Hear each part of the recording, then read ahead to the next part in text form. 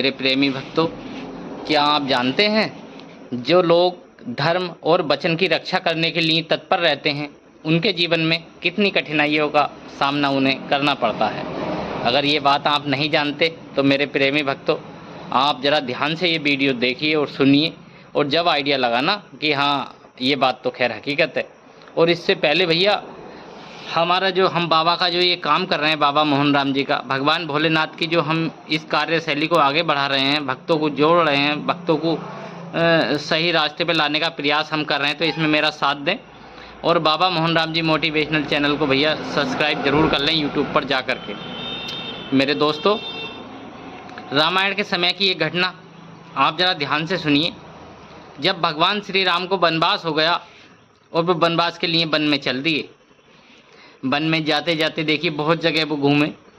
एक दिन जंगल से होकर वो गुजर रहे थे, एक महात्मा जी का आश्रम था वहाँ पर, वो उस आश्रम में रुकने के लिए वहाँ रुके, और जब ऋषि ने बाहर आकर के देखा तो उन्हें पहचान गया। ऋषि तपस्वी था। बोले, हे प्रभु, मैं आपकी बहुत दिनों से तलाश कर रहा था, मैं आपको आपके आगमन की बहुत समय से प्रतीक्षा कर रहा था। मुझे ये तो पता था कि आप आएंगे, मगर मुझे ये नहीं पता था कि इतनी जल्दी आपके दर्शन हो जाएंगे।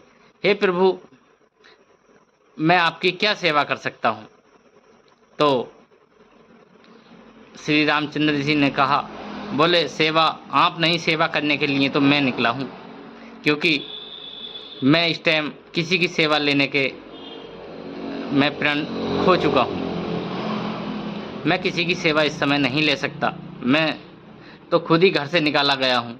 बोले, हे भगवान, हे प्रभु, मुझे ये पता है कि आपको वनवास दिया गया है। बोले, फिर बस मैं इस समय किसी की सेवा ग्रहण नहीं कर सकता, अपितु मैं ही सेवा आपको देने के लिए तैयार हूँ। मुझसे आपको क्या सेवा चाहिए? बोले, भगवान, मैं आपसे सिर्फ एक ही बात पूछना चाह रहा हूँ, जो मुझे उसका जवाब चाहिए। बोले, हाँ बताइए। बोले, मुझे एक ही बात का जवाब दीजिए आप। बोले, हाँ बोलो।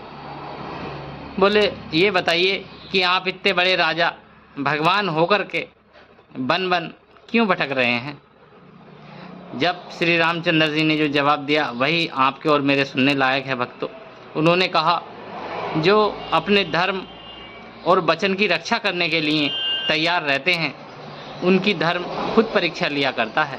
इसलिए धर्म की परीक्षा, मेरी परीक्षा धर्म ले रहा है, तो मैं वो परीक्षा देने के लिए तैयार हूँ।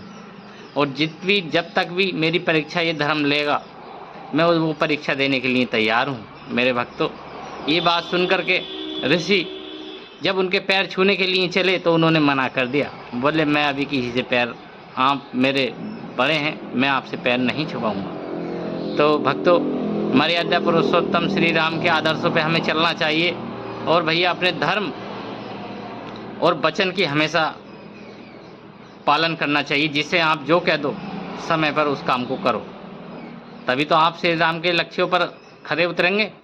हमने क्या आइडिया, उस काम को हम कर रहे हैं 1 साल के बाद या 2 साल के बाद, तो उसमें हम तो फिर हट गए ना अपने लीक से। तो भैया हमें भगवान की लीक पे रहते हुए अपने जीवन को जीना है, ताकि हमें भगवान का आशीर्वाद मिले और ऊपर जा कर के हमें शर्मिंदा ना होना पड़े। मेरे भक्तों, मैं अपने भक्तों से कहता हूँ, भैया करते रहो जो भी चल रहा काम, मगर भैया अपने ऊपर जाने का भी इंतजाम जब सही तरीके से। सही है ना भैया? जय श्री राम।